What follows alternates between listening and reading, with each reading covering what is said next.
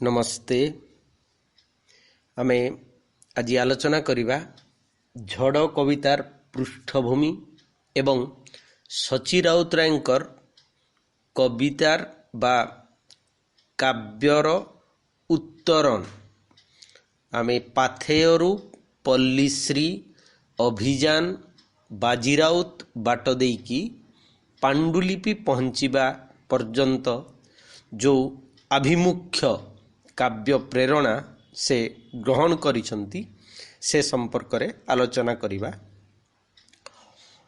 प्रथम कथा होउची जे झड़ कविता को साधारण रे कुहा जाए साम्यवादी बा प्रगतिवादी काव्य आभिमुख्य को बहन करी ए कविता रचित होईची एवं सेई समय रे फ्रांस रो विशिष्ट कवि लुई आरागोंकर द्वारा ओडिशार प्रगतिवादी कवि माने मध्य बा भारत वर्षर कवि माने मध्य प्रभावित होइथिले। तांकर गोटे बहु प्रसिद्ध कवितार धाड़ी थिला the red train starts and nothing shall stop it. Louis आरागोंकर समय सीमा होउची 1897 रे तांकर जन्म 3 अक्टोबर 1897 एवं देहांत होउची डिसेम्बर 24 1987। मृत्यु बेलकू तांकर बयस होइतिला 85 वर्ष। तो लुई आरागोंकर काव्य आभिमुख्य द्वारा सची राउतराय मध्य प्रभावित होइतिले। सेही परी आमे जदि देखिबा 1921 मसीहा बेलकू आह्वान कविता देवीदत्त मिश्र रचना करिथिले एवं जो कविता भितरे आमे स्वाधीनता आंदोलनर चित्र सहित एक नूतन समाज गठन करिबार स्वप्न बा संकल्पर प्रतिफलन देखिबा को पाइबा। से कवितार धाड़ी थिला परिवर्तन स्वागत आओ, नवयुग जश्न जगाओ, वो साम्य प्रभाव प्रकटाओ, परिवर्तन स्वागत आओ, कायर हृदयों में फिर से हो आदर्श का भंग, भारतीय स्वातंत्र संग्राम में हो सहस्र बलिदान, भारतीय स्वतंत्र समर में हो सहस्र बलिदान, मृग तृष्णा दूर हटाओ, परिवर्तन स्वागत आओ। तेणु जो परिवर्तन रो आह्वान कवितार नाम आह्वान कवि होउछंती देवीदत्त मिश्र हिंदी रे रचना करिथिले। रचना समय जनवरी 1921 एवं सेही कालखंडरू आमे जदि आसीबा झड़ कविता पर्यंत झड़र रचना एवं प्रकाशन समय होउची जदियो ताहा पांडुलिपि संकलन रे ताहा स्थानित होईची तेबे ताहा सहकार चतुर्थ संख्या रे एवं परे बंगला मासिक पत्रिका मंदिरा रे बंग भाषा रे मध्य प्रकाशित हेइथिला बोली कवि उल्लेख करिसंती। तो एई जो पांडुलिपि संकलनर सबु कविता से उल्लेख करिसंती जे 36 रु 46 साल मध्य रे ता रचित हेइछि। तेणु 36 रु 46 पूर्वरु आमे देखिबा ओडिया काव्य आभिमुख्य राधानाथ सत्यवादी सबुज एवं प्रगति काव्य चेतना बाट देकी आमे अत्याधुनिक जुगरे पहुँचीछे। तेणु आधुनिक ओडिया कवितारे सत्यवादीर जातीय चेतना ओ मानववादी कवितार भित्तिभूमि उपरे गढ़ी उठिथिला सबुज साहित्य।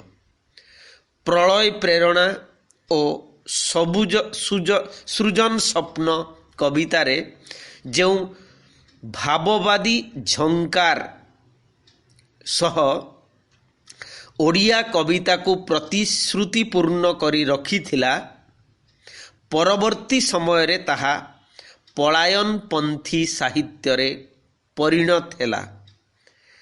ଭାବବାଦୀ ଦର୍ଶନ ସହିତ ରହସ୍ୟବାଦର ଏକ ଅମୂଲ୍ୟ ଇଲାକାରେ ସବୁଜ ଯୁଗର କବିମାନେ ବାସ୍ତବତାର ସମ୍ମୁଖୀନ ହୋଇପାରିଲେ ନାହିଁ। ସବୁଜ ପରି, ଆସମାନ ପରି ଆଦି କବିତାରେ ସେହି ପଳାୟନପନ୍ଥୀ କାବ୍ୟସ୍ୱର ଅଧିକ ଅନୁରଣିତ ହେବାରେ ଲାଗିଥିଲା। କଳା କ୍ରମଶଃ ଜୀବନର ନିକଟବର୍ତ୍ତୀ ନ ହୋଇ କଳା ପାଇଁ କଳା ବା ଆର୍ଟ ଫର୍ ଆର୍ଟ ସେକ୍ ରୂପରେ ପରିଣତ ହେଲା। ତେଣୁ ଓଡ଼ିଆ ସାହିତ୍ୟରେ ଯୁଗର ଭାବସ୍ପନ୍ଦନକୁ ପ୍ରତିଫଳନ କରିବାରେ ତାହା ବିଶେଷ ସହାୟକ ହୋଇପାରିଲା ନାହିଁ।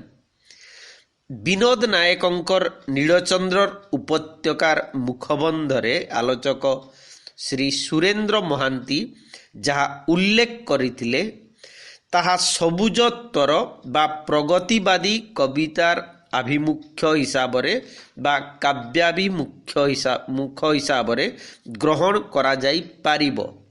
ସେ ଲେଖିଛନ୍ତି, ବିଚିତ୍ର ଏ କବିତା ଆଇନଷ୍ଟାଇନ ଓ ଫ୍ରଏଡ୍, ହୋମଲେଣ୍ଡ ଓ ଡ୍ରାଇଡେନ୍, କୁଲିବସ୍ତି ଓ କମ୍ୟୁନିଜିମ୍ ସବୁ ମିଶି ଏ ଅଦ୍ଭୁତ ସୃଷ୍ଟି। କ୍ଷୟଶୀଳ ପରମ୍ପରା ପୀଡ଼ିତ ସମାଜ ବ୍ୟବସ୍ଥା ବିରୁଦ୍ଧରେ ବିଦ୍ରୋହ ଓ ବର୍ତ୍ତମାନର ଯୁଦ୍ଧ କାରା ମଧ୍ୟରେ ମୁକ୍ତିର ଏକ ବିରାଟ ଅଭିପ୍ସା। ତେଣୁ ସ୍ପେଣ୍ଡର ଓ ଆଡେନ ପ୍ରମୁଖ କବିମାନଙ୍କ କାବ୍ୟ ସୃଷ୍ଟିର ମୂଳ ପ୍ରେରଣା ଥିଲା ସେ ଯୁଗରେ ସମସ୍ତ ପ୍ରଥା, ପରମ୍ପରା ଓ ବନ୍ଧନକୁ ବିଶେଷ ଭାବରେ ୟୁରୋପୀୟ ସାହିତ୍ୟରେ ଅସ୍ୱୀକାର କରି ଆସିଥିଲା କବିତାରେ ଏକ ନୂତନ ପ୍ଲାବନ। ଆମେ ଯଦି ଆମେରିକା ମୁକ୍ତି ସଂଗ୍ରାମ, ପରବର୍ତ୍ତୀ ସମୟରେ ଫରାସୀ ରାଷ୍ଟ୍ର ବିପ୍ଳବ ଏବଂ ବିଜ୍ଞାନର ନୂଆ ନୂଆ ସିଦ୍ଧାନ୍ତ ବାଟ ଦେଇ ସ୍ଥିତିବାଦୀ ଦର୍ଶନର ଆଧାର ଏବଂ 1917 ମସିହା ବେଳକୁ ରୁଷିଆର ବଲସେଭିକ ଆନ୍ଦୋଳନ କଥା ଦେଖିବା, ସେତେବେଳେ ବିଶେଷ ଭାବରେ 1917 ମସିହାର ରୁଷିଆରେ ଯେଉଁ ବଲସେଭିକ ବିପ୍ଳବର ପ୍ରଭାବ ଘଟିଥିଲା, ତାରି ସାଇଡ୍ ଇଫେକ୍ଟ ହିସାବରେ ପ୍ରଭାବରେ ଭାରତବର୍ଷର ଦୁଇଟି ଅଗ୍ରଗାମୀ ପ୍ରଦେଶ, ବଙ୍ଗ, ସେ ସମୟର ବାଂଲାଦେଶ ଏବଂ ପଶ୍ଚିମବଙ୍ଗ ମିଶି ଯେଉଁ ବଙ୍ଗ ଥିଲା, ଓ ବମ୍ବେରେ ଚାଷୀ ଓ ଶ୍ରମିକମାନଙ୍କ ମଧ୍ୟରେ ନବଜାଗରଣ ଦେଖାଦେଇ ସେମାନଙ୍କର ପ୍ରତିନିଧିମୂଳକ ଏକ ଛାମୁଆ ବାହିନୀ, ଯଦି କୁହାଯିବ, କମ୍ୟୁନିଷ୍ଟ ପାର୍ଟି ଗଢ଼ାଯାଇଥିଲା। କିନ୍ତୁ ତତ୍କାଳୀନ ସରକାର 1924 କାନପୁର କମ୍ୟୁନିଷ୍ଟ ଷଡ଼ଯନ୍ତ୍ର ମାମଲା ଓ 1928ର ମିରଟ କମ୍ୟୁନିଷ୍ଟ ଷଡ଼ଯନ୍ତ୍ର ମାମଲାରେ ଏହି ନବଉତ୍ଥିତ ଗଣ ଆନ୍ଦୋଳନକୁ ଅବଦମନ କରିବା ପାଇଁ ପ୍ରବଳ ପ୍ରଚେଷ୍ଟା ହେଇଥିଲା। କିନ୍ତୁ ଏହି ଆନ୍ଦୋଳନ ଓଡ଼ିଆ ସମାଜ ଓ ସାହିତ୍ୟକୁ ପ୍ରଭାବିତ କରିପାରିଥିବା ମନେ ହୁଏ ନାହିଁ ବୋଲି ଆଲୋଚକ ଡକ୍ଟର ନିତ୍ୟାନନ୍ଦ ଶତପଥୀ କହିଛନ୍ତି।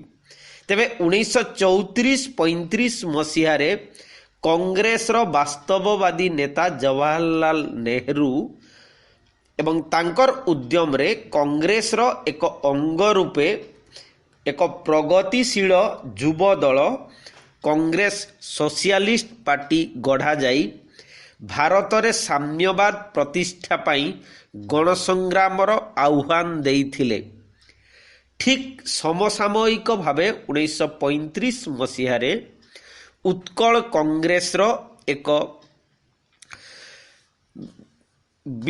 वैप्लविक अंग रूपे ओडिया कांग्रेस सोशलिस्ट पार्टी गठित होई ओडिशार राजनैतिक क्षेत्र रे तथा अत्याचारित गडजात मध्यरे एक नवजागरणर सूत्रपात करिथिला। एही नवजागरणर नेतृत्व नैथिले मुख्यतः भगवती चरण पाणिग्राही, नवकृष्ण चौधुरी, भुवनानंद दास, प्राणनाथ पट्टनायक प्रमुख विप्लवी माने एही आभिमुख्य को आगेई नेबा पई समसामयिक भावरे कृषक पत्रिका प्रकाशित होइथिला। डॉक्टर नित्यानंद शतपथी ए बाबदरे उल्लेख करिसंती जे गोटिए आगंतुक भावधारा जेते काम्य ओ बरणीय हेले भी समाजरे जे ताहा आपणा छाए तिष्ठी पारिब नाही एकथा ओडिशार युव विप्लवी माने बुझिथिले। सेथिपाई भावगत आंदोलन सृष्टिर अपरिहार्य आवश्यकतारू 1935 मसीहा नवेम्बर 25 तारीख रु डिसेम्बर 4 तारीख पर्यंत कटकर श्रीरामचंद्र भवन रे स्वर्गत भगवती चरण पाणिग्राही नेतृत्व रे एक आलोचना चक्र अनुष्ठित होइथिला। एही आलोचनार परिसर मध्यरु जो साहित्य अनुष्ठानटी युग चेतना को लक्ष्य करी गठित होइथिला ताहा नवयुग साहित्य संसद नामरे नामित। एपरी एक संगठन गढ़िबा पछरे निश्चित भावरे भगवती चरणकर चिंताधारारे 21/6/1935 तारीख रे प्यारिस ठारे अनुष्ठित होइथिबा विश्व शांति congress world congress for defence of peace रो प्रभाव जीवंत थिला बोली डॉक्टर शतपथी उल्लेख करिसंती। कारण एही सम्मेलन रे मुख्यतः यूरोप एशियार विशिष्ट साहित्यिक माने एकत्रित होइथिले। कारण एही आवाहक थिले रूसियार विशिष्ट कथाकार मैक्सिम गोर्की एवं यूरोप रु रोमारोला और बालजाक। सम्मिलनी रे जो माने जोग देइथिले सेमानंक मध्यरे Andre Gide, E M. Forster, Andre Malraux, Aldous Huxley, Michael Gold, John Strachey आदिंकर नाम ए प्रसंगरे उल्लेख। एही मर्मरे एक सांस्कृतिक सम्मिलन करी नूतन साहित्य सृष्टि निमंते वातावरण बा इंफ्रास्ट्रक्चर सृष्टि करिबा स्वर्गत भगवती चरणकर सामाजिक नेतृत्व और दूरदृष्टिर परिचय दिए। एही नवयुग साहित्य संसदर 6 दिन व्यापी जो आलोचना ताहा नवभारत डिसेम्बर जानुआरी 1935-36 संसदर विशेषांकरे प्रकाशित होइछि। किंतु एही सम्मेलनर आभिमुख्य संपर्क रे विज्ञापन आकार रे जहा प्रचार करा जाइथिला ताहा एठारे उल्लेखयोग्य। जगतरे सबुठारु चिंताशील मनस्वी ओ मनीषी साहित्यिक माने मानवर चिराचरित रीति बद्धमूल धारणा पुंजीभूत संस्कार और चिंता शून्यता विरुद्ध रे प्रबल अभियान आरंभ करिसंती। Einstein, Freud, Marx, Russell, Bernard Shaw, Romain Rolland, Gorky, Louis क्लेयर प्रमुख सचेतन और मौलिक विप्लवात्मक भावराशिर पट्टपुरोधा माने साधारण रे परिचित। आमे केवल आमर अतीत प्रीति घेनी मानव सभ्यतार गतिशीलता प्रति लक्ष्य न रखी निजको क्षुद्र परिवार मध्यरे आबद्ध करी रखिछु। स्वाधीन चिंता और उदार मनोभाव हेउची आमर प्रधान अभाव। तेणु देशरे नव संस्कृति और नव सभ्यतार स्रोत खेलाई देबा ही संसदर उद्देश्य। किंतु ଏହି ସଂସଦର ଆଭିମୁଖ୍ୟ ସମ୍ପର୍କରେ ନବଭାରତର ସମ୍ପାଦକ ପଣ୍ଡିତ ନୀଳକଣ୍ଠ ଦାସ ଯେଉଁ ବିଷୟ ଉଲ୍ଲେଖ କରିଥିଲେ ତାହା ଅଧିକ ଉପଯୋଗୀ। ଯଥା ସେ ଲେଖିଥିଲେ, ଜାତୀୟ ଜୀବନର ପୁରୁଣା ପ୍ରଥା ଉପରେ ନୂତନ ସ୍ତର ଫିଟାଇବା ଏହାର ଉଦ୍ଦେଶ୍ୟ। ଜୀବନର ଚିନ୍ତା ସାହିତ୍ୟରେ ପ୍ରକାଶ ପାଏ ଓ ଚିନ୍ତା ହିଁ କ୍ରିୟାର ମୂଳ। ତେଣୁ ସାହିତ୍ୟରେ ବିପ୍ଳବ ପ୍ରଚାର କରି ଜାତୀୟ ଜୀବନରେ ଚଞ୍ଚଳତାର ସୂଚନା ଦେବା ନିମନ୍ତେ ଏହା କରାଯାଇଥିଲା। ଏହି ନବଯୁଗ ସାହିତ୍ୟ ସଂସଦ ପ୍ରତିଷ୍ଠାର 4 ମାସ ପରେ 10 ଏପ୍ରିଲ 1936ରେ ଲକ୍ଷ୍ନୌଠାରେ ସର୍ବଭାରତୀୟ ସ୍ତରରେ ନିଖିଳ ଭାରତୀୟ ଲେଖକ ସଂଘ ଅନୁଷ୍ଠିତ ହୋଇଥିଲା।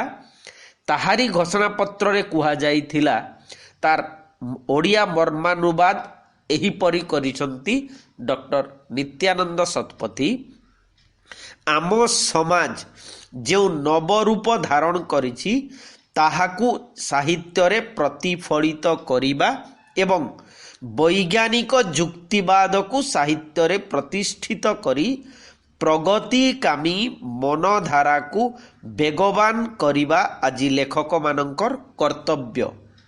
ଯେଉଁ ପରିବର୍ତ୍ତନ ବିଦ୍ୱେଷୀ ଶ୍ରେଣୀ ଯୋଗୁଁ ବହୁକାଳ ଯାବତ୍ ସାହିତ୍ୟ ଓ ଅନ୍ୟାନ୍ୟ କଳାର ଅବନତି ଘଟିଛି, ସେମାନଙ୍କ କବଳରୁ ସାହିତ୍ୟକୁ ଉଦ୍ଧାର କରିବା ଆମ୍ଭମାନଙ୍କ ସଂଘର ଉଦ୍ଦେଶ୍ୟ। ଆମେ ଚାହୁଁ ଜନସାଧାରଣଙ୍କ ଜୀବନ ସହିତ କଳାର ନିବିଡ଼ ସଂଯୋଗ। ପୁନଶ୍ଚ ପ୍ରଗତିଶୀଳ ସାହିତ୍ୟ ଓ ଚିନ୍ତାଧାରାର ବ୍ୟାଖ୍ୟା କରାଯାଇ ଏହି ଇସ୍ତାହାରରେ ଆହୁରି କୁହାଯାଇଥିଲା ଯେ, ଯାହା କିଛି ଆମକୁ ନିଶ୍ଚେଷ୍ଟତା, ଅକର୍ମଣ୍ୟତା ଓ ଯୁକ୍ତିହୀନତା ଆଡ଼କୁ ଟାଣି ନିଏ, ଆମେ ତାକୁ ପ୍ରଗତି ବିରୋଧୀ ବୋଲି ପ୍ରତ୍ୟାଖ୍ୟାନ କରିବୁ। ଯାହା କିଛି ଆମମାନଙ୍କର ବିଚାର ବୁଦ୍ଧିକୁ ଉଦ୍ବୁଦ୍ଧ କରେ, ସମାଜ ବ୍ୟବସ୍ଥା ଓ ରୀତିନୀତିକୁ ଯୁକ୍ତିସମ୍ମତ ଭାବେ ପରୀକ୍ଷା କରେ, ଆମ୍ଭମାନଙ୍କୁ କର୍ମଠ ଓ ଶୃଙ୍ଖଳିତ ସମାଜର ରୂପାନ୍ତର ସୃଷ୍ଟିରେ ସାହାଯ୍ୟ କରେ, ତାହାକୁ ହିଁ ଆମେ ପ୍ରଗତିଶୀଳ ବୋଲି କହିବୁ। ଶ୍ରୀ ପ୍ରାଣନାଥ ପଟ୍ଟନାୟକ ଆସନ୍ତାକାଲିର ସାହିତ୍ୟ ଗ୍ରନ୍ଥରେ ଏହା ଉଲ୍ଲେଖ କରିଥିଲେ। ତେଣୁ ଏହି ମହାଭାରତୀୟ ସାହିତ୍ୟ ସମ୍ମିଳନୀରେ ହିନ୍ଦୀ କଥା ସାହିତ୍ୟର ସମ୍ରାଟ ପ୍ରେମଚନ୍ଦ ସଭାପତିତ୍ୱ କରିଥିଲେ ଓ ଉଦ୍ଘାଟନ କରିଥିଲେ ଭାରତୀୟ ସାହିତ୍ୟ ଓ ରାଜନୈତିକ କ୍ଷେତ୍ରରେ ତତ୍କାଳୀନ ନାରୀ ନେତ୍ରୀ ଶ୍ରୀମତୀ ସରୋଜିନୀ ନାଇଡୁ। ବହୁ ପ୍ରଗତିକାମୀ ଲେଖକ ଓ ମାର୍କ୍ସବାଦୀ ଚିନ୍ତାଧାରା ସମ୍ପନ୍ନ ଦାର୍ଶନିକଙ୍କର ସମାବେଶରେ ଏହି ସମ୍ମିଳନୀରେ ଯେଉଁ ଯୁଗାନ୍ତକାରୀ ଦଲିଲ ଗୃହୀତ ହୋଇଥିଲା, ତାହା ପ୍ରଗତିଶୀଳ ସାହିତ୍ୟର ସଂଜ୍ଞା ଓ ଲେଖକ ସଂଘର ଲକ୍ଷ୍ୟ ନିର୍ଣ୍ଣୟରେ ତଥା ବାସ୍ତବ ସାହିତ୍ୟ କ୍ଷେତ୍ରରେ ଏକ ନୂତନ ବିପ୍ଳବର ସୃଷ୍ଟି କରିଥିଲା ବୋଲି କହିବାକୁ ହେବ। ଏଠାରେ ତେଣୁ ଲକ୍ଷ୍ୟ କରିବାର କଥା ଯେ, ସମାଜ ରାଜନୈତିକ କ୍ରାନ୍ତିକୁ ଭିତ୍ତି କରି ଏହି ଯେଉଁ ବୈପ୍ଳବିକ ପରିବର୍ତ୍ତନ ସାହିତ୍ୟରେ ଆଣିବା ନିମନ୍ତେ ଉଦ୍ୟମ କରାଯାଇଛି, ତାହା 1936ର ପ୍ରାରମ୍ଭରେ ନବଯୁଗ ସାହିତ୍ୟ ସଂସଦ ଆନୁକୂଲ୍ୟରେ ଆୟୋଜିତ ପ୍ରଗତିଶୀଳ ଲେଖକ ସଂଘର ଆଲୋଚନାରେ ଭାରତୀୟ ଲେଖକ ସଂଘର ଆଭିମୁଖ୍ୟକୁ କିପରି ବହୁ ଆଗରୁ ଘୋଷଣା କରିପାରିଛି। ଏହି ସମ୍ମିଳନୀରେ ବିଜ୍ଞାନ, ସମାଜ ବିଜ୍ଞାନ, ଦର୍ଶନ, ଇତିହାସ, ସାହିତ୍ୟ ପ୍ରଭୃତି ବିଭିନ୍ନ ବିଭାଗର ପ୍ରଗତିଶୀଳ ଦୃଷ୍ଟିକୋଣ ଓ ଆଭିମୁଖ୍ୟ ଦର୍ଶାଇ ବିଭିନ୍ନ ପ୍ରବନ୍ଧ ପଠିତ ହୋଇଥିଲା। ତନ୍ମଧ୍ୟରେ ସ୍ୱର୍ଗତ ଭଗବତୀ ଚରଣଙ୍କ ଲିଖିତ ଅର୍ଥ ଓ ପରମାର୍ଥ, ଶ୍ରୀ ରାମପ୍ରସାଦ ସିଂହଙ୍କର ବର୍ତ୍ତମାନ ସାହିତ୍ୟରେ ନୂତନ ଭାବଧାରାର ଆବାହନ ଓ ଗୁରୁଚରଣ ପଟ୍ଟନାୟକଙ୍କର ସାମୟିକ ଇତିହାସର ଗତିଧାରା ବିଷୟକ ପ୍ରବନ୍ଧମାନ ବିଶେଷ ଉଲ୍ଲେଖଯୋଗ୍ୟ। ଶ୍ରୀଯୁକ୍ତ ସିଂ, ରାମପ୍ରସାଦ ସିଂ ତାଙ୍କ ପ୍ରବନ୍ଧରେ ଲେଖିଥିଲେ, ମାନବକୁ ତାହାର ବର୍ତ୍ତମାନ ଅବସ୍ଥାରୁ ମୁକ୍ତି ପାଇବାକୁ ହେଲେ ଏକ ସ୍ୱାଧୀନ ସାହିତ୍ୟ ସର୍ବାଦୌ ଆବଶ୍ୟକ।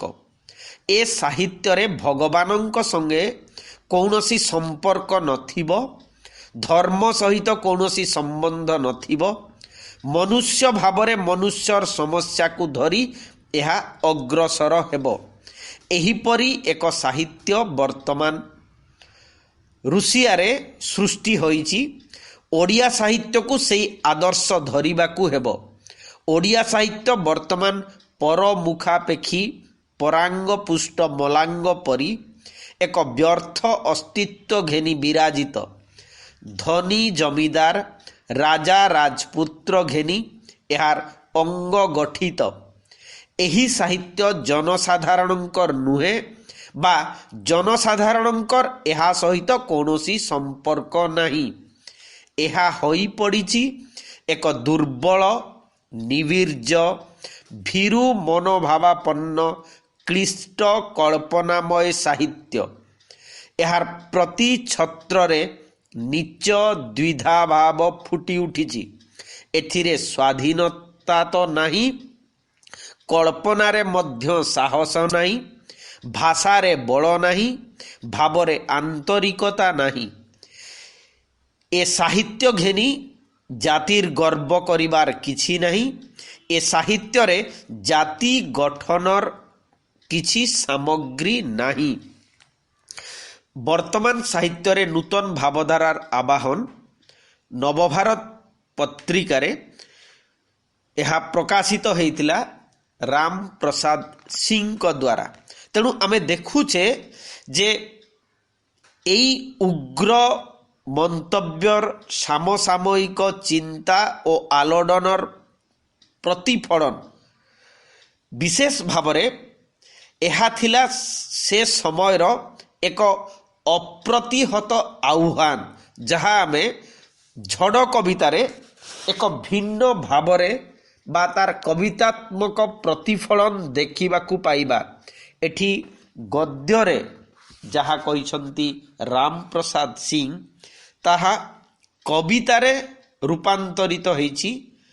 ପାଣ୍ଡୁଲିପିର ପ୍ରଥମ କବିତା ଝଡ଼ରେ ସାହିତ୍ୟ କ୍ଷେତ୍ରରେ ପୁରାତନ ଓଡ଼ିଆ ଅନ୍ଧାର, କୁସଂସ୍କାର, ଅନ୍ଧବିଶ୍ୱାସ, ଭାଗ୍ୟବାଦ, ଚିରାଚରିତ ରୋମାଣ୍ଟିକ ପ୍ରେମ ପ୍ରଣୟକୁ ପରିହାର କରି ତା ସ୍ଥାନରେ ଏକ ରୁଚି ସମ୍ପନ୍ନ, ବୈଜ୍ଞାନିକ ଚିନ୍ତାସମ୍ମତ, ପ୍ରଗତିଶୀଳ ସାହିତ୍ୟ ତିଆରି କରିବା ସେତେବେଳେ ଯେ ସାହିତ୍ୟିକଙ୍କର ମନକୁ ଖୁବ୍ ବେଶୀ ଆଚ୍ଛନ୍ନ କରିଥିବ, ଏଥିରେ କୌଣସି ସନ୍ଦେହ ରହି ନପାରେ। ଭଗବତୀ ଚରଣ ଏହି ପରିବର୍ତ୍ତନର ସମୟ ସ୍ରୋତକୁ ସେତେବେଳେ ସବୁଠାରୁ ଅଧିକ ଗୁରୁତ୍ୱ ଦେଇଥିଲେ। କେବଳ ବକ୍ତୃତା ବା ସଭା ସମିତି ମାଧ୍ୟମରେ ଏହି ନବୀନ ଭାବଧାରାକୁ ଯଥାଯଥ ଭାବରେ ସମାଜରେ ପ୍ରତିଷ୍ଠା କରି ହେବ ନାହିଁ।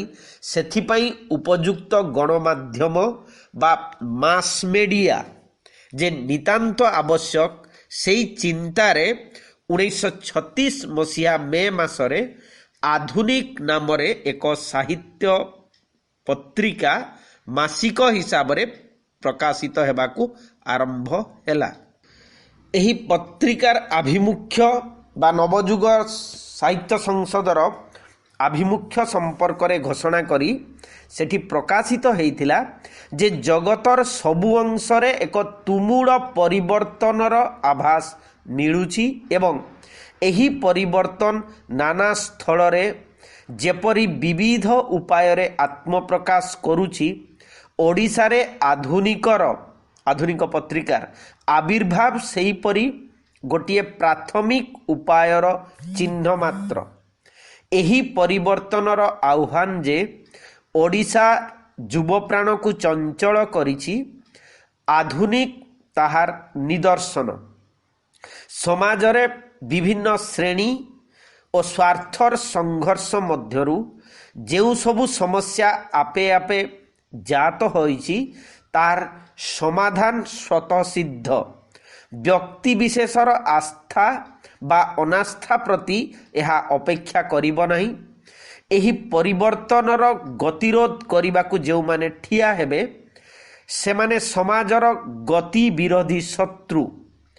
ଆଧୁନିକ କେବଳ ସାହିତ୍ୟ ପାଇଁ ସାହିତ୍ୟ ଚର୍ଚ୍ଚା କରିବାକୁ ଯାଉନାହିଁ, ଓଡ଼ିଶାରେ ଏହି ପୃଥିବୀବ୍ୟାପୀ ଆଲୋଡ଼ନ ବିଷୟରେ ଚେତନା ଆଣିବା ଏହାର ଲକ୍ଷ୍ୟ। ତେଣୁ ଯେଉଁ ଲକ୍ଷ୍ୟ କଥା ଆମେ ଆଧୁନିକ ପତ୍ରିକାରେ ଦେଖିଥିଲେ, ପାଣ୍ଡୁଲିପି ସଂକଳନର ଆଭିମୁଖ୍ୟରେ ବା ନାନ୍ଦିମୁଖରେ ମଧ୍ୟ ସଚୀ ରାଉତରାୟ ସେହି ସମାନ କଥା ଉଲ୍ଲେଖ କରିଛନ୍ତି। ସେ କହୁଛନ୍ତି ଯେ ବର୍ତ୍ତମାନ ଦ୍ୱିଧାଗ୍ରସ୍ତ ସମାଜ ଭିତରେ କବିର ଆତ୍ମସଚେତନ ମନ ଖଣ୍ଡିତ ହେବାକୁ ବାଧ୍ୟ।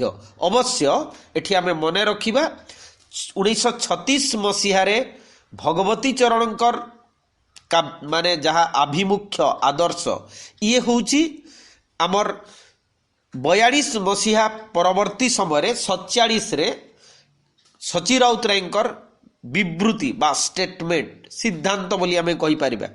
ସେ କହୁଛନ୍ତି ଯେ ବର୍ତ୍ତମାନ ଦ୍ୱିଧାଗ୍ରସ୍ତ ସମାଜ ଭିତରେ କବିର ଆତ୍ମସଚେତନ ମନ ଖଣ୍ଡିତ ହେବାକୁ ବାଧ୍ୟ। ସମାଜର ସଂହତି ଭାଙ୍ଗି ଯାଇଛି। ଏହି ପରିବର୍ତ୍ତନମାନ ପରିପ୍ରେକ୍ଷୀରେ ନାନା ସାମାଜିକ ଅବସ୍ଥା ଆଉ ପରିବେଶ ଚାପରେ କବିର ସମାଜବୋଧ କେଉଁଠି ତୀକ୍ଷ୍ଣ ଆଉ ଶାଣିତ ହୋଇ ଉଠୁଛି ତ କେଉଁଠି ପୁଣି କବିର ଆହତ ଆତ୍ମା ପ୍ରତିକ୍ରିୟାରେ କ୍ରାନ୍ତିର ନେତୃତ୍ୱରେ ପୁରାତନର ଲୁପ୍ତ ଐତିହ୍ୟ ଭିତରକୁ ପଳାଇ ଯିବା ପାଇଁ ବ୍ୟଗ୍ର ହୋଇ ଉଠିଛି। ଏକ ଦିଗରେ ପରାଜିତ କ୍ରାନ୍ତ ଏଲିୟଟୀୟ ହାହୁତାଶ ତାଙ୍କ କ୍ଷତବିକ୍ଷତ ମନର ତୀବ୍ର ରୋମାଣ୍ଟିକ ଯନ୍ତ୍ରଣା, ପୁଣି ପୁରାଣର ପରମ୍ପରା ଭିତରେ ସଂହତିର ସନ୍ଧାନ, ଆଉ ଶେଷରେ ରୋମାନ କ୍ୟାଥୋଲିକ ଗିର୍ଜାରେ ଆଶ୍ରୟ ଗ୍ରହଣ। ଅନ୍ୟ ଦିଗରେ ଫାସିଜିମ୍ର ଜୋର କରି ତିଆରି ହୋଇଥିବା ନକଲି ସଂହତି ଭିତରକୁ ପାଉଣ୍ଡଙ୍କର ମହାପ୍ରସ୍ଥାନ। ଏଲିୟଟ ଆଉ ପାଉଣ୍ଡ, ଏଜରା ପାଉଣ୍ଡ, ଏ ପ୍ରତିକ୍ରିୟାର ଦୁଇ ବିଭିନ୍ନ ଦିଗର ପ୍ରତୀକ ରୂପେ ରହିଥିବା ବେଳେ ଅଡେନ, ସ୍ପେଣ୍ଡର, ଆରାଗୋ ଓ ଡେ ଲୁଇସଙ୍କ ଭଳି ନ୍ୟୁନତର ପ୍ରତିଭା ଯେ ପଥ ଖୋଜି ପାଇଛନ୍ତି, ଏଇଟାଇ ସେମାନଙ୍କ ପକ୍ଷରେ ସବୁଠାରୁ ବଡ଼ କଥା। ଏହାପରେ ସର୍ରିଏଲିଷ୍ଟ କଡୱେଲ, ଯାହାଙ୍କୁ ସାହିତ୍ୟରେ ଶେଷ ବୁର୍ଜୁଆ ବିପ୍ଳବୀ ବୋଲି ଆଖ୍ୟା ଦେଇଛନ୍ତି, ଅନୁଷଙ୍ଗ ସାହାଯ୍ୟରେ ମଗ୍ନ ଚୈତନ୍ୟର ଉଦ୍ବୋଧନ। ଏହାର ଯେମିତି କବିତା କ୍ଷେତ୍ରରେ ସେମାନଙ୍କର ବିଶେଷ ଝୁଙ୍କି। ବାସ୍ତବ ପରିବେଶର ଅତ୍ୟାଚାରରେ ବିବ୍ରତ ହୋଇ ଏମାନେ ବାହାର ଜଗତର ଉତ୍ତାପରୁ ଆତ୍ମରକ୍ଷା କରିବାକୁ ଯାଇ ଅବଚେତନାର ଗଭୀର ପାତାଳରେ ସମାଧାନ ଖୋଜିଛନ୍ତି। ଡାଡାଙ୍କର ନୀତିମୂଳକ କଳାପାହାଡ଼ି ଅଭିଯାନର ପଟ୍ଟଭୂମି ଉପରେ ସର୍ରିଆଲିଜିମ୍ର ସମସ୍ତ ପ୍ରକାର ସାହିତ୍ୟର ମୂଲ୍ୟ ଅସ୍ୱୀକାର ତାର ଅପରିହାର୍ଯ୍ୟ ପ୍ରତିକ୍ରିୟାର ସମ୍ମୁଖୀନ ହୋଇଛି। ସେତିକିବେଳେ ଯେତେବେଳେ ଆତ୍ମସଚେତନ କବି ଆରାଗୋ ଫ୍ରାନ୍ସରୁ ମସ୍କୋ ପଳାଇ ଯାଇ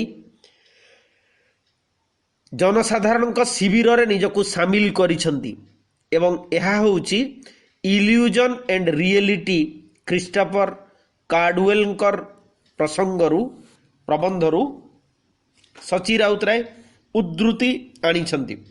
ତେଣୁ ଏହି ପରିପ୍ରେକ୍ଷୀରେ ସେ ଉଲ୍ଲେଖ କରିଛନ୍ତି ଯେ ଆମେ ଝଡ଼ କବିତାରେ ବା ପାଣ୍ଡୁଲିପିରେ ସେ ଯାହା ଲେଖିଛନ୍ତି ତାହା ହେଉଛି ଅତୀତ ପ୍ରତି ଅସନ୍ତୋଷ ଓ ଅତୀତ ବିରୁଦ୍ଧରେ ବିଦ୍ରୋହ ଭବିଷ୍ୟତର ଶୁଭ ସଂଗଠନର ମୂଳ କଥା।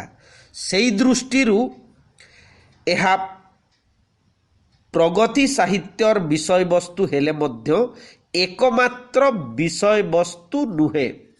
ତେବେ ଏଇ ଜାଗାରେ ମଧ୍ୟ ସେ ଉଲ୍ଲେଖ କରିଛନ୍ତି ଯେ ପ୍ରଗତି ସାହିତ୍ୟ ବା ଅଭ୍ୟୁଦୟ ସାହିତ୍ୟ ସର୍ବଜନ ଗ୍ରହଣୀୟ ସଂଜ୍ଞା ଏପର୍ଯ୍ୟନ୍ତ ନିରୂପିତ ହୋଇପାରିନଥିଲେ ମଧ୍ୟ ଏହା ଯେ ସମାଜର ସର୍ବାପେକ୍ଷା ସଂଗ୍ରାମଶୀଳ, ସୁତରାଂ ସବୁଠୁ ଅଗ୍ରଗାମୀ ଶ୍ରେଣୀର ମନୋଭାବ ଓ ଚିନ୍ତାକୋଣର ପ୍ରତିଫଳନ, ଏଥିରେ କାହାରି ମତଦ୍ୱୈଧ ନାହିଁ। ଫରାସୀ ବିପ୍ଳବର ପ୍ରାକ୍ କାଳରେ ୟୁରୋପରେ ଧନିକ ମଧ୍ୟବିତ୍ତୀ ଦିନେ ସର୍ବାପେକ୍ଷା ଅଧିକ ଅଗ୍ରଗାମୀ ଥିଲା, କିନ୍ତୁ ସମାଜ ସଂସ୍ଥା ଦଖଲ କରି ସାରିବା ପରେ ଏହି ମଧ୍ୟବିତ୍ତ ସୌଦାଗର ଶ୍ରେଣୀ ରକ୍ଷିତ ସ୍ୱାର୍ଥରେ ପରିଣତ ହୋଇ କ୍ରମେ ପ୍ରଗତି ପରିପନ୍ଥୀ ହୋଇ ପଡ଼ିଲେ। ଊନବିଂଶ ଶତାବ୍ଦୀର ସବୁ ତୁଙ୍ଗ ଆଶା ମଉଡ଼ିଗଲା। ଯାନ୍ତ୍ରିକ ବିପ୍ଳବ ସଙ୍ଗେ ସଙ୍ଗେ ଏହି ଶତାବ୍ଦୀ ଆରମ୍ଭ ହୋଇଥିଲା। ତେଣୁ ଅନେକେ ମନେ କରିଥିଲେ ଯନ୍ତ୍ରଶିଳ୍ପ ଓ ବିଜ୍ଞାନର ପ୍ରସାର ସଙ୍ଗେ ସଙ୍ଗେ ଏହା ମଣିଷ ସମାଜକୁ ଅଧିକ ସୁଖ, ସ୍ୱାଚ୍ଛନ୍ଦ୍ୟ ଓ ସ୍ୱାଧୀନତା ଦାନ କରିବ। କିନ୍ତୁ ଫଳରେ ଦେଖାଗଲା ଓଲଟା। ସମାଜର ଧନ ବଣ୍ଟନର ଉପାୟ ଶ୍ରେଣୀ ବିଶେଷର କଳକବ୍ଜାରେ ରହିଲା। ଦେଶରେ ଦେଖାଦେଲା ଏକ ଅର୍ଦ୍ଧନଗ୍ନ, ଅର୍ଦ୍ଧଭକ୍ଷ, ସର୍ବହରା ଶ୍ରମିକ ଶ୍ରେଣୀ। ଫ୍ରାନ୍ସରେ ରେନା ଓ ବାର୍ଥଲେଟଙ୍କର କଣ୍ଠରେ ଯେଉଁ ଉଦ୍ଦାମ ଆଶାବାଦର ଝଙ୍କାର ଶୁଣାଯାଇଥିଲା, ତାହା ଫିକା ପଡ଼ି ଆସିଲା। ଇଂଲଣ୍ଡରେ ଡିକେନ୍ସଙ୍କର କଣ୍ଠରେ ମଧ୍ୟ ବିସ୍ମୟ ଓ ନୈରାଶ୍ୟ ଫୁଟି ଉଠିଲା। ଶେଷରେ 1870 ଖ୍ରୀଷ୍ଟାବ୍ଦରେ ପ୍ରୁସିଆ ଫ୍ରାନ୍ସକୁ ପରାଜିତ କରିବା ପରେ ଫରାସୀ ବିପ୍ଳବ ଆଉ ସେ ବିପ୍ଳବ ସଙ୍ଗେ ଜଡ଼ିତ ଥିବା ସବୁ ପ୍ରକାର ପ୍ରଗତିଶୀଳ ଚିନ୍ତାଧାରାର ପରାଜୟ ଘଟିଲା। ଚେଷ୍ଟରଟନଙ୍କର କଥାରେ ଇଂଲଣ୍ଡ ଏଇ 1 ବର୍ଷ ଭିତରେ ଫ୍ରାନ୍ସ ଓ ଡିକେନ୍ସଙ୍କର ମୃତ୍ୟୁ ଦେଖିଲା। ରାଜନୀତି କ୍ଷେତ୍ରରେ ମଧ୍ୟ ଏହାର ପ୍ରଭାବ କିଛି ଅସ୍ପଷ୍ଟ ନଥିଲା। ଗ୍ଲାଡଷ୍ଟେନଙ୍କର ମୃତ୍ୟୁ ହେବାର ବହୁ ବର୍ଷ ପୂର୍ବରୁ ଗ୍ଲାଡଷ୍ଟୋନୀୟ ଉଦାରନୈତିକତା ଉଭେଇ ଯାଇଥିଲା। ତେଣୁ ଆମେ ପ୍ରଗତିବାଦୀ କାବ୍ୟ ଆଭିମୁଖ୍ୟର କଥା ଯେତେବେଳେ ଝଡ଼ କବିତାରେ ଦେଖିବା, ସେତେବେଳେ ଏକଥା ସ୍ପଷ୍ଟ ମନେ ରଖିବା ଯେ ଜୀବନ ପ୍ରତି ପ୍ରଚଣ୍ଡ ଆସ୍ଥା ଏବଂ ପୁରାତନ ପ୍ରତି ବିଦ୍ରୂପ, ଆମର କଳ୍ପନା ପ୍ରତି ବା ଅବାସ୍ତବ ପ୍ରତି କୌଣସି ରକମର ଆସ୍ଥା ଆଉ ସେ କବିତାରେ ଦେଖିବା ନାହିଁ। ତେଣୁ ପ୍ରଗତିବାଦୀ କାବ୍ୟ ଆଭିମୁଖ୍ୟ ପ୍ରସଙ୍ଗରେ ଆଉ ଟିକେ ଅଧିକ ସ୍ପଷ୍ଟ ଜାଣିସାରିଲା ପରେ ଆମେ ଆଲୋଚନା କରିବା ଝଡ଼ କବିତା। ଧନ୍ୟବାଦ। କମେଣ୍ଟରେ ଯାହା ଚାହିଁବେ ଲେଖିବେ। ନମସ୍ତେ।